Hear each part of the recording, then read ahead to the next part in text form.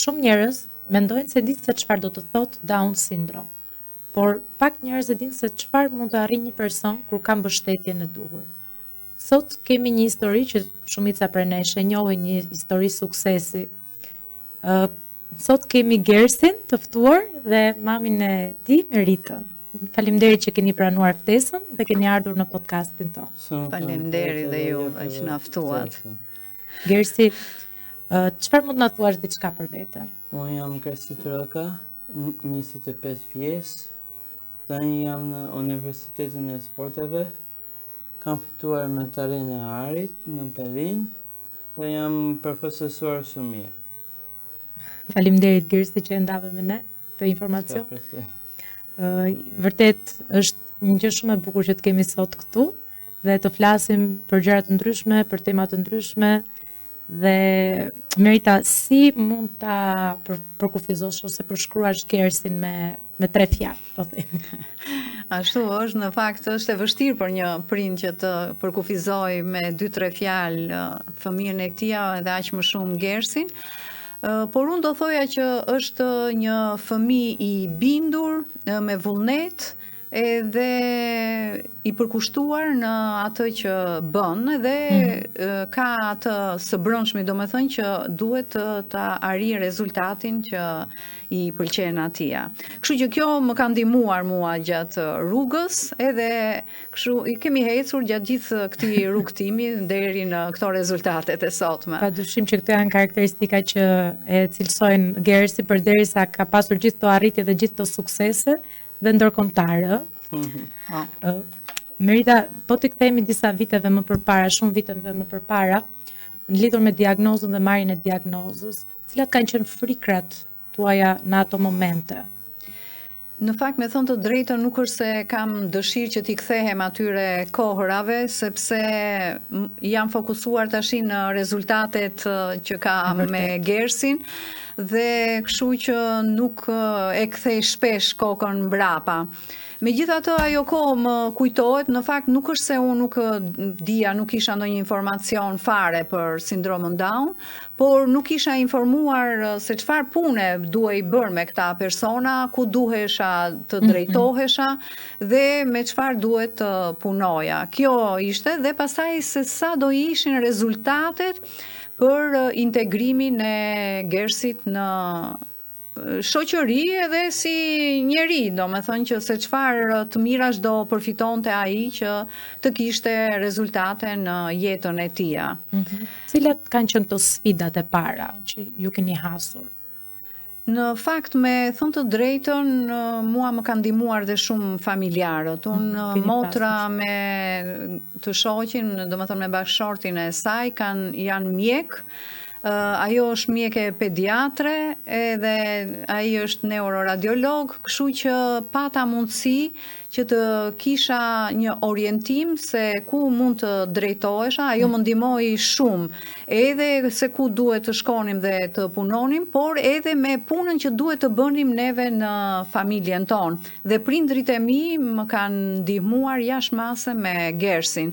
Ata kanë ndihmuar që Gersi të përparonte, por në fakt edhe më kanë ndihmuar dhe mua në atë linjën që unë doja të hecja me Gersin, pa shumë tolerime, pa shumë përkëdhelje, pavarësisht kur ishin vetëm, natyrisht se ishin gjyshër, nuk mund të... Si të gjithë gjyshrit. Si gjithë gjyshrit, dhe ky prandaj dhe sot e kësaj dite, se ata nuk jetojnë, i kujton me shumë madh dhe me shumë dashuri, sepse ata i kishte në çdo hap. Kështu që kjo ishte një ndihmes shumë e madhe që unë arrita edhe të përfitoj edhe me Gersin. Gjithashtu motra më drejtoi shumë edhe në për këto institucione që ishin institucione, do them unë, po nuk ishte 1 e 2 ishin ato institucione dhe njëri ku jeni drejtuar fillimisht? Në kombinat. ka qenë institucioni shtetëror, nuk e di dhe sot e kësaj dite është apo jo, dhe aty në fakt ishte një institucion që ishte i përgatitur shumë mirë edhe me mjete dhe për kohën natyrisht, se flasim këtu e 25-26 vite, që nuk mund të krahasohet fare me këto vitet e tanishme, me zhvillimin që kanë marrë këto qendra edhe puna që bëhet me këta persona. Gersi vet, si e përshkruan familjarin tënde? Familjarin time e përshkruaj si të vështirë në perime, nuk më njihnin, nuk më panin afër, thonë ku je, nuk të njohim. Kishe vështirësi për të përfshirë, me... Shumë të vështirë për të përfshirë me ata në përfirime ku ishte i popër. Sigurisht është Sys Lori.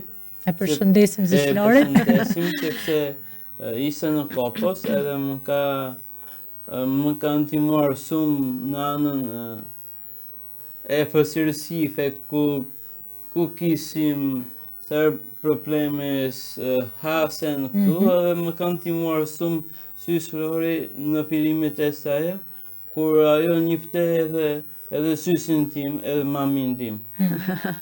Neve unë në fakt do kujtoja Zysh Lorin e përshëndes dhe se ne kemi në gjirin e familjes ton, do me thënë të kauzave tona që mbështesim, dhe sepse unë që në ato fillimet e para që akoma nuk ishte hyrë kjo gjithë përfshirja, më sugjeruan që të synoja që Gersin të afusja për shumë dhe në Kopësht edhe në shkolla në këto të gjithë përfshirjes.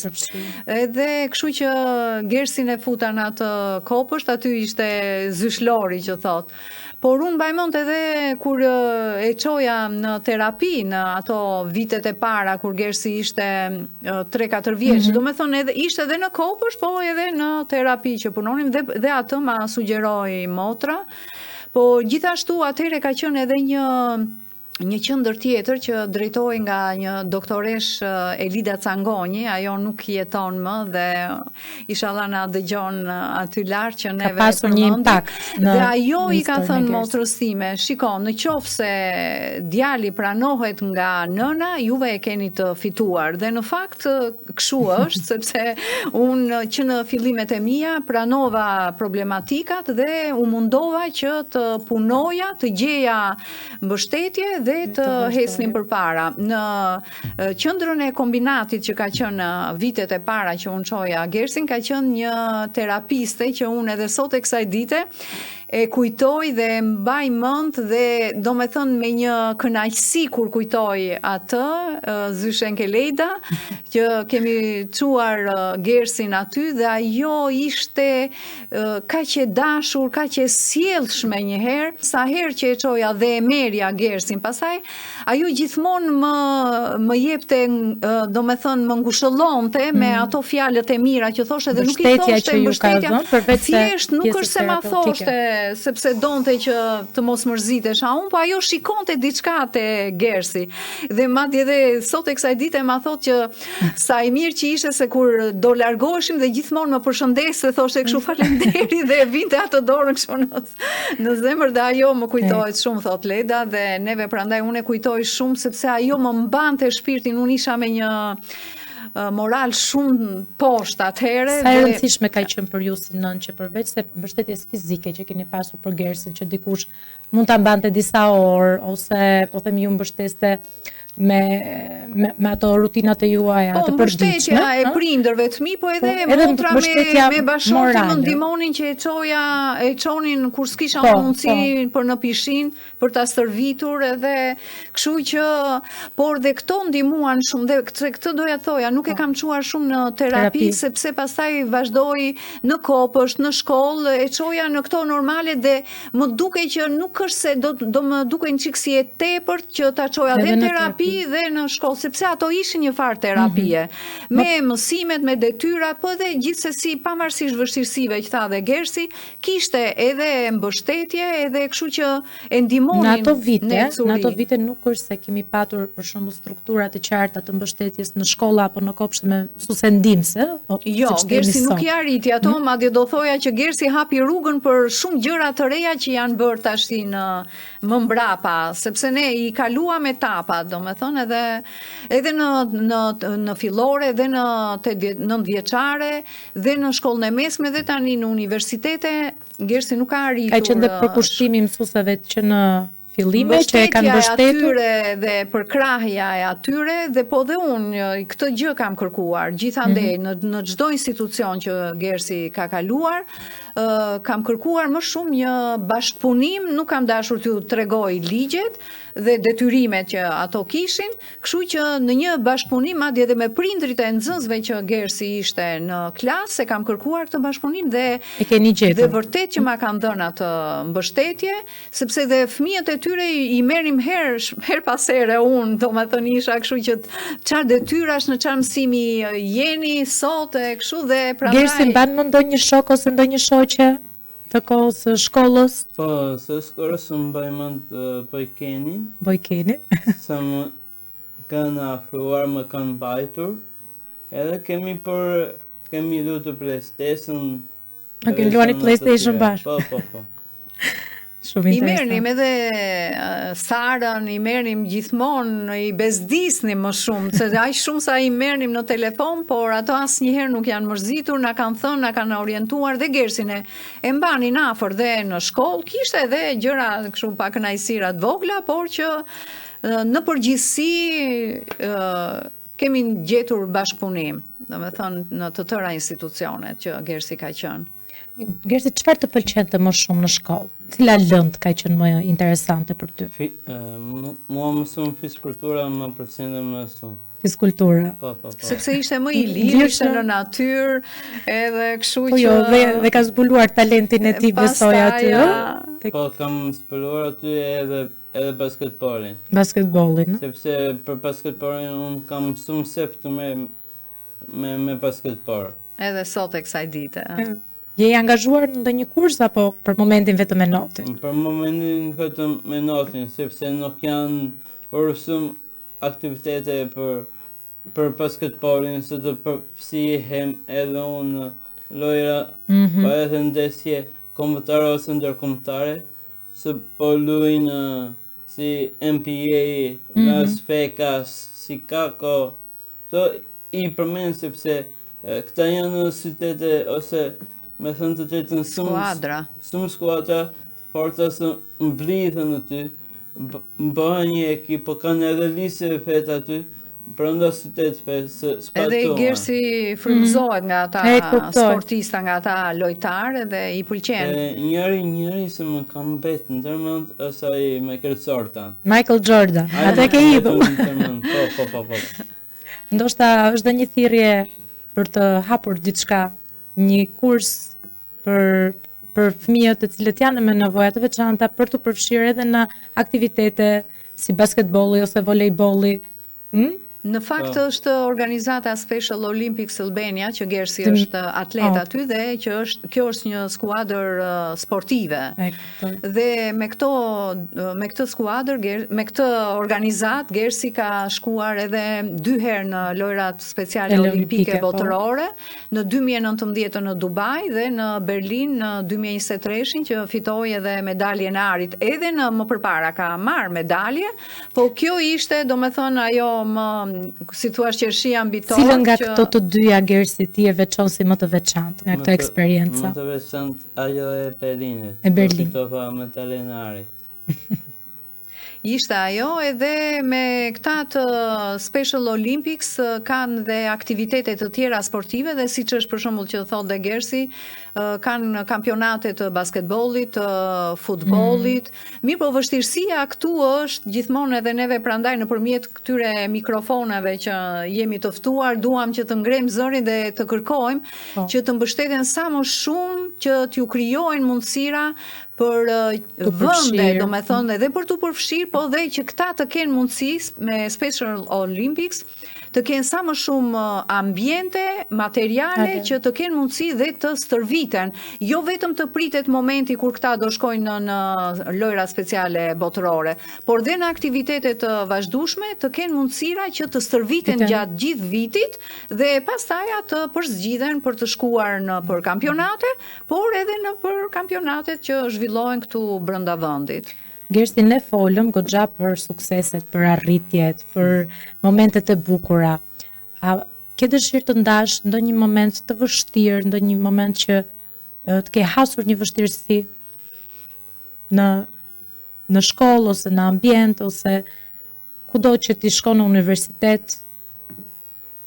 Një vështirësi është sepse me kalimin e kohës edhe unë kam hoqur në disa aspekte si mos përfshirja me sokët në universitet, në skorë, ka shumë hatërmbetje, nuk ka shumë mësues ose psikolog së tjerin tyre personave ka safër, për mua jo nuk kam tofër njësë e tjerë.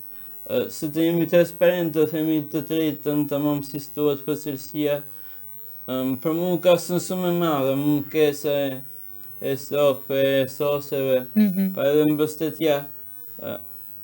Anë më panë, pa edhe aty në pisin, në më një pisin, se kusisa për pastaj, tani jemi prezentuar se kus jemi edhe më kanë më patur apa dhe nuk kanë thënë pakesa aty dhe në kanë lënë. Mund këtë pasur një paragjykim, po themi fillestar, dhe më pas kur të ka njohur se ti, kur shje dhe aftësitë e tua, më pas ke qenë i pranuar dhe i përfshirë me grupin. Po, sepse unë përja shumë notë aty të këtë randa.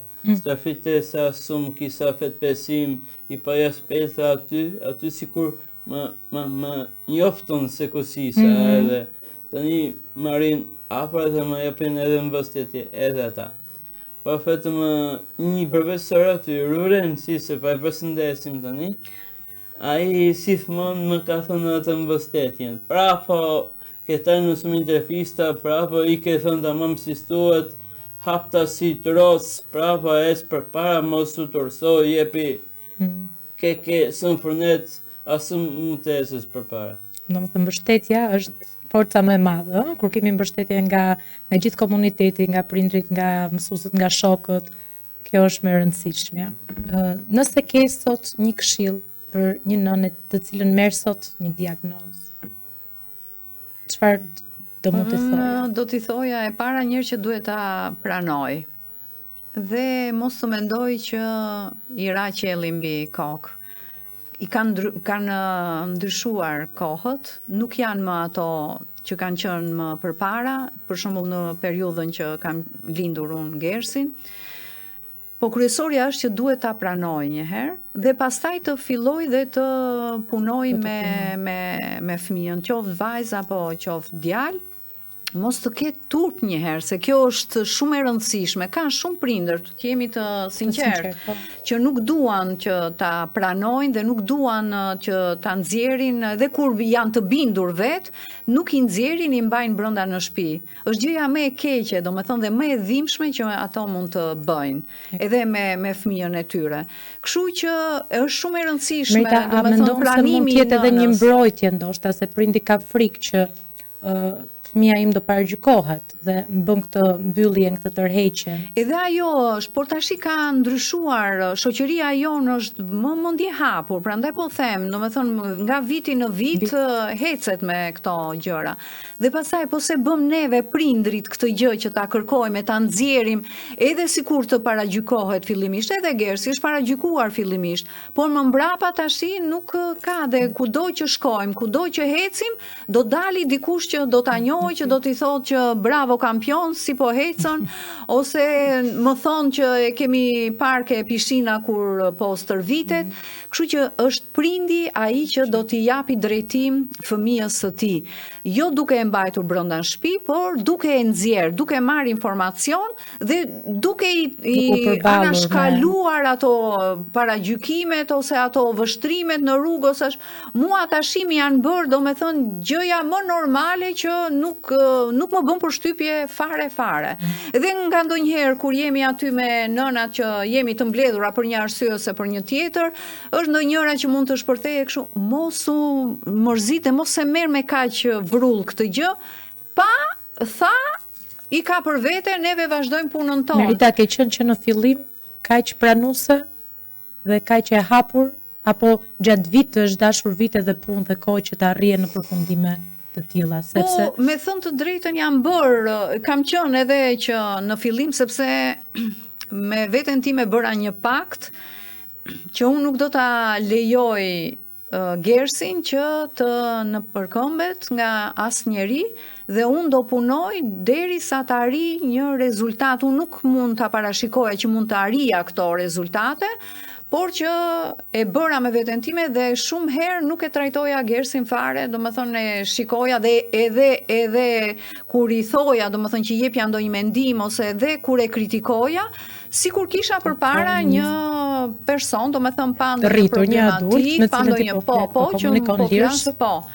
Dhe kështu që dhe prindrit duhet të jenë edhe një çik më kërkues dhe mos t'i mposhti ajo që e po tani ky e ka këtë ose kjo e ka këtë problematike dhe jo fare, nuk duhet fare të nisen nga ajo gjë dhe nuk duhet të jemi neve paragjykuesit e parë që po shiko se fëmia im nuk mund ta bëj këtë gjë. Jo, edhe unë në veten time me Gersin shpeshherë kam qenë skeptike.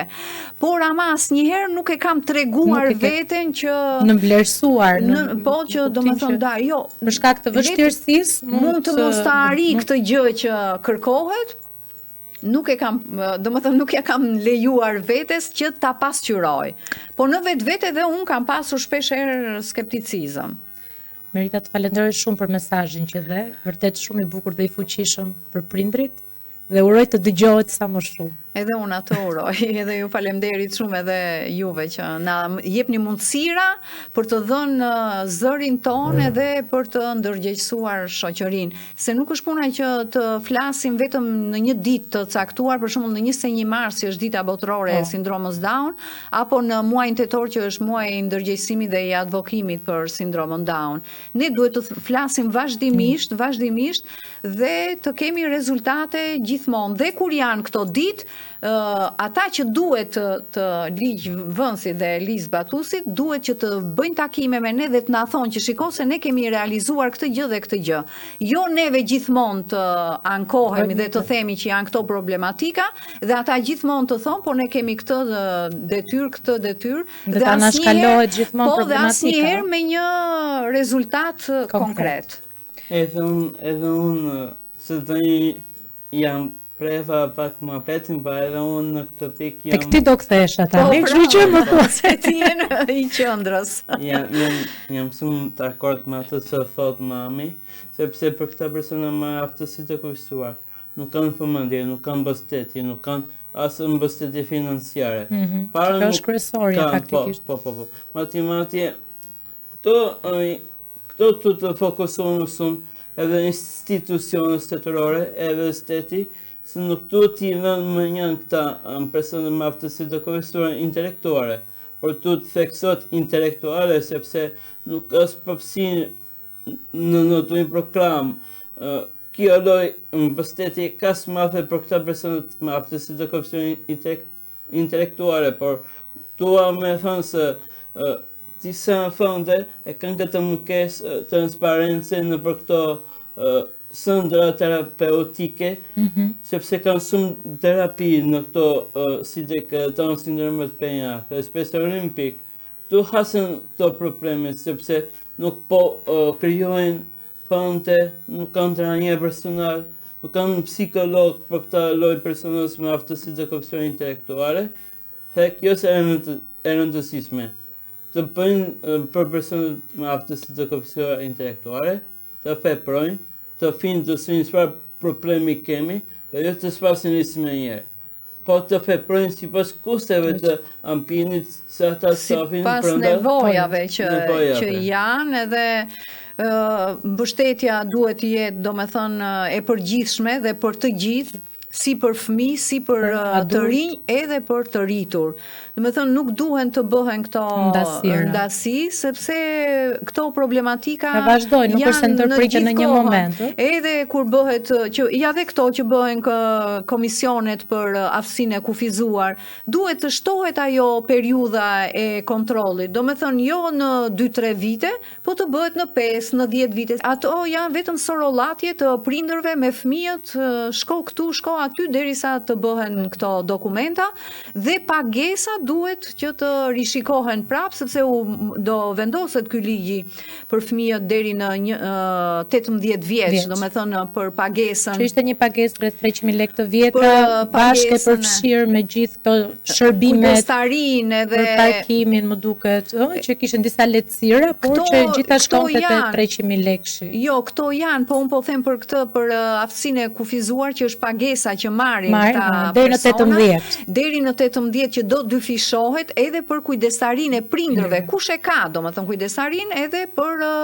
llogaritjen. Pastaj Prandaj themi që këto gjëra duhet të shikohen. Megjithëse ajo duhet të jetë me fasha, domethënë deri në 18 vjeç, si duket ata po e pilotojnë një herë, dhe pastaj do shtohen, ndoshta do merren edhe për mosha më të rritura.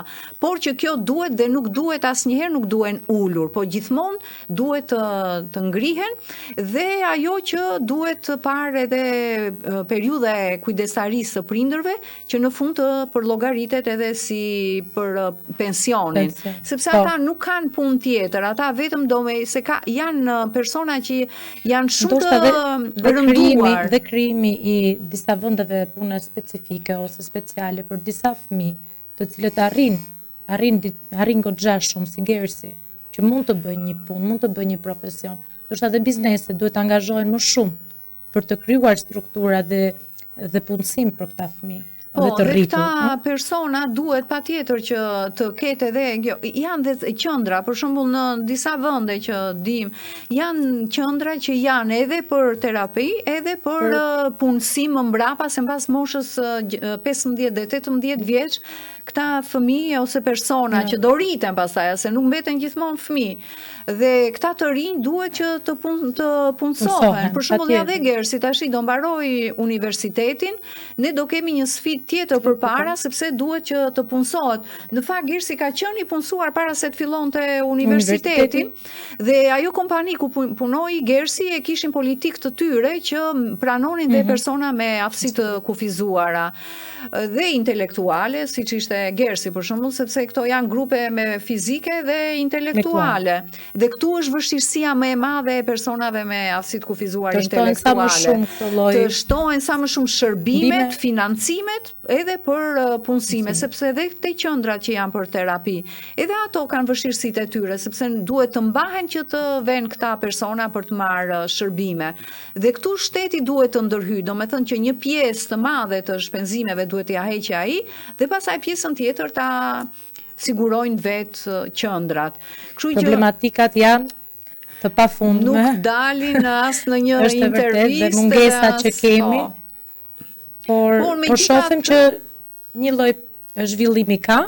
Po, nuk mund ta mohojmë, domethënë dhe sidomos duke e krahasuar, sepse Gersi është i rritur tani dhe duke krahasuar vitet që vinë, çdo vit edhe gjërat ndryshojnë. Por ama po spatën edhe zërin ton që të dëgjohet, nuk do ketë ndryshime të mëdha.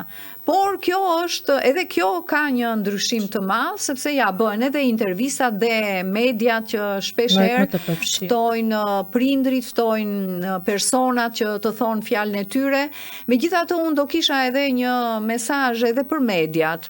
për shembull, mediat janë kryesore që neve na mbështesin në këtë kuptimin që na japin mundësira që të themi zërin ton, të ngrejmë zërin ton për problematikat që kemi dhe po edhe të pasqyrojmë arritjet e fëmijëve tanë për të qenë në një... Kjo është edhe ideja e podcastit që ne po zhvillojmë, që prindërit të vinë, të ndajnë me eksperiencat e tyre, vështirësitë e tyre, arritjet e tyre, dhe të jemi sa më afër me njëri tjetri që asnjëri mos të ndihet që është vetëm në këtë rrugtim. Po, edhe këtë doja të thoja që por mediat do ishte shumë mirë që edhe në për ato emisionet e tyre që kanë sociale dhe shoqërore, do ishte mirë që të ftonin edhe nga këta persona që të marrin pjesë në për ato në lojra, në konkurse, në sa kanë edhe këta mundësi në emisione të ndryshme, ose edhe prindrit të jenë të ftuar sa më shumë në për emisionet e masditeve, që të thonë dhe ata fjalën e tyre, edhe institucionet që janë, kur bëhen konferenca, takime për gratë, për nënat në ditët të shënuara, duhet të jenë të ftuara, sepse kush më shumë se sa neve, unë edhe shumë nëna e baballar të tjerë, mund të thonë fjalën e tyre për prindërimin, edhe për se si mund të bëhen më mirë gjërat në shoqërinë tonë. E vërtet. Kersi, i bëra mamit një pyetje që parë që çfarë kishte ajo si këshill për një nënë të re që sapo ka marrë një diagnozë. Po ti, çfarë këshilli do t'i jepje një djalit të vogël që është me sindrom Down ose me një vështirësi tjetër? Çfarë këshilli do t'i jepje ti që ta motivoje?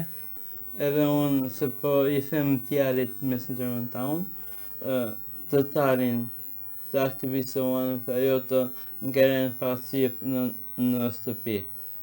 Të jenë sa më të përfshirë dhe sa më të përfshirë në aktivitete, dhe si rjetu të bëhen edhe për ato.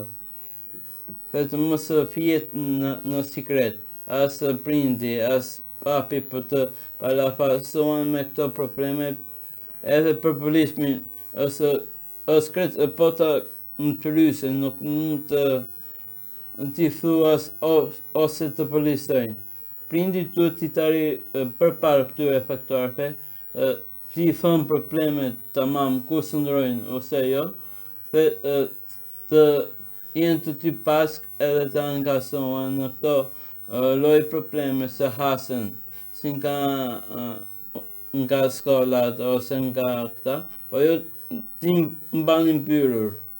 Më thënë fëmijët duhet që të jenë të fortë, të jenë të shkathët, të aktivizohen, të dalin dhe të kërkojnë, të jenë pjesë njësoj si gjithë fëmijët e tjerë. Po. Falenderoj shumë, Gersi. Jo. Kemi disa mite rreth sindromës Down, që mendoj se sot kemi rrëzuar pothuajse të gjitha. Personat me sindromën Down nuk mund të jenë të pavarur. Ky është një mit. Ky është një mit vërtet, sepse personat kanë treguar, jo vetëm Gersi, po edhe të tjerë shoqe të Gersi, që ne i kemi dhe në komunitetin ton që takohemi shpesh, dhe janë shembull për të dhënë eksperjenca shumë të mira edhe Gersit, po edhe Gersi atyre. Kështu që neve njohim Joelin, njohim Dean, kemi Belkisën, kemi Marvin, që edhe kërcejnë, edhe tash janë edhe në shkollën e mesme në lice për kitar. Joeli ka mbaruar shkollën e mesme dhe shkon në punë, shke Neptuni, dhe ai shkon e vjen vet, i pa shoqëruar. Dea ka mbaruar shkollën e mesme, i bie dhe violinës, ajo shkon ke qendra Jonathan dhe punësohet, dhe kështu që dhe këta qarkullojnë vet pa ndihmën e prindërve, janë të rinj të pavarur. Madje një ditë u gëzova shumë se erdhi Gersi dhe më tha, mami sot kam takuar Dean aty kur unë po shkoja për në universitet, dhe ajo vetëm ishte se Kastile e pyesja, po tha vetëm ishte. Pastaj më vonë më tha takova dhe Joelin që po shkonte për në punë, po dhe ai vetëm ishte, po vetëm. Kështu që zemra mal sa herë që dëgjoj, domethënë për Gersin, po dhe për shokët dhe shoqet që e rrethojnë Gersin. Kështu që është një mit dhe është i rrëzuar kategorik. Edhe ky miti tjetër, domethënë është padyshim i rrëzuar që fëmijët këta lloj fëmijësh nuk mund të ndjekin shkollën apo universitetin. Kështu që tash është fakt. e kemi thënë.